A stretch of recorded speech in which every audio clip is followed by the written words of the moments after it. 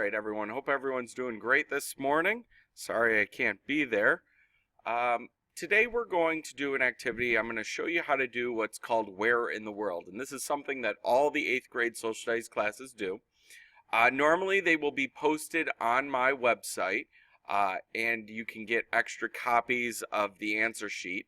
So if you click on 8th grade social studies, it's right here, right at the top, and it says every 2 weeks, students will receive a new challenge to locate a famous monument or architectural achievement somewhere in the world.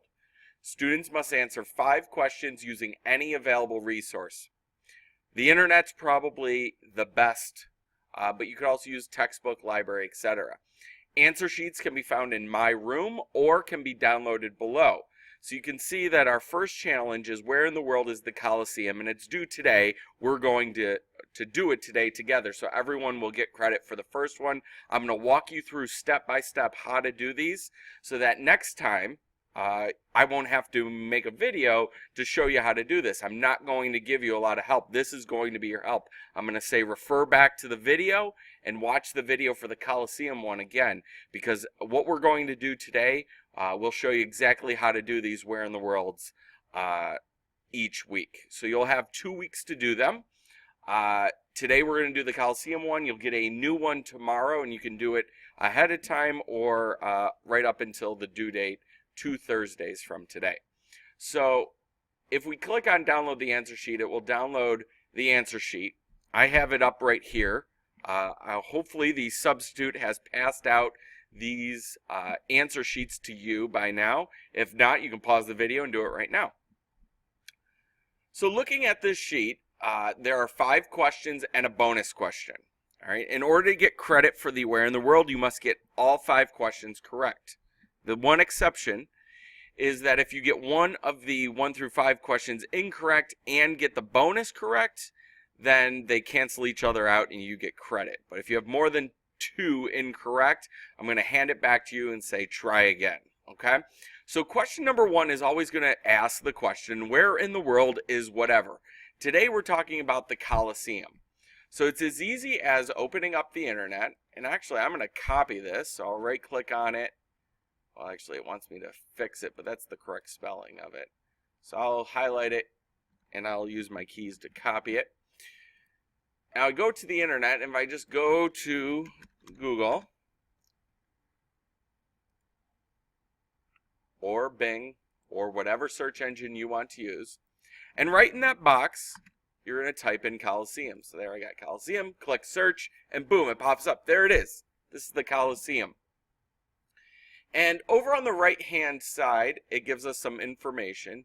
But usually the easiest thing to start off right off the bat is to click on the Wikipedia link. Now, normally you're not supposed to use Wikipedia, but for where in the world, Wikipedia is a great resource. And I have checked that all of the facts on Wikipedia are correct about the where in the world, so we're all set to go there. So here's the Wikipedia page for the Colosseum. We're trying to find first, where is it located? And specifically, you want to know the country, okay? And so if I read a little bit, it says the Colosseum or Colosseum, different spellings, also known as the Flavian Amphitheater, is an elliptical amphitheater in the center of the city of Rome, Italy. Which of those is the country? Is it Rome or is it Italy? The correct answer is Italy.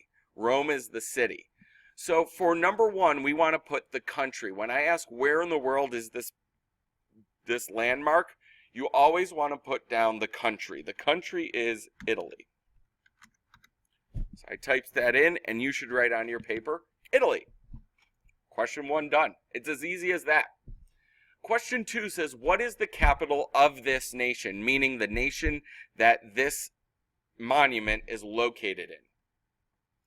And the nation is another word for country, so Italy. What is the capital of Italy? So if I go back to Wikipedia and I click on Italy, it's going to take me to the Wikipedia page just for Italy.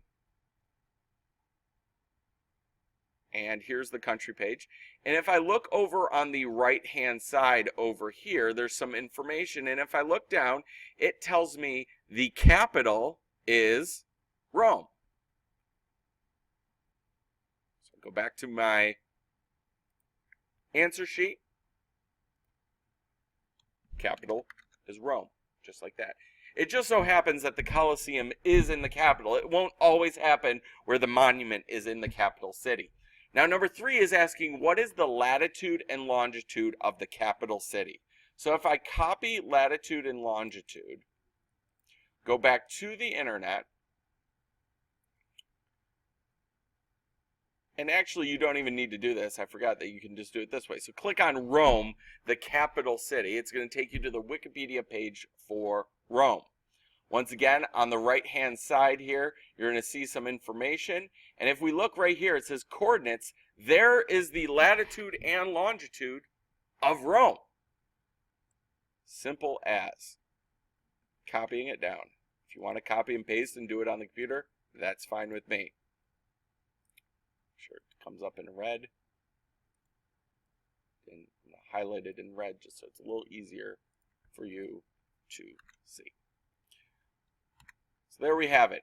It is located, the latitude and longitude of Rome is 41 degrees 54 minutes north, 12 degrees 30 minutes east. Pretty simple, right? We have figured out the location of Rome. Take off the underline. Next up, we have question number 4. What sea borders this nation to the south? What sea borders this nation to the south? So now that I need to find out what sea it is, I'm going to need a map. What country do you think I need a map of? Hopefully someone said Italy. So now I'm going to go back to Google.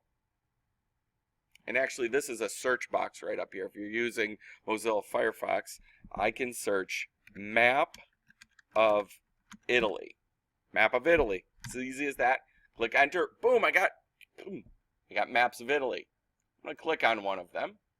It's going to open up nice and big, hopefully.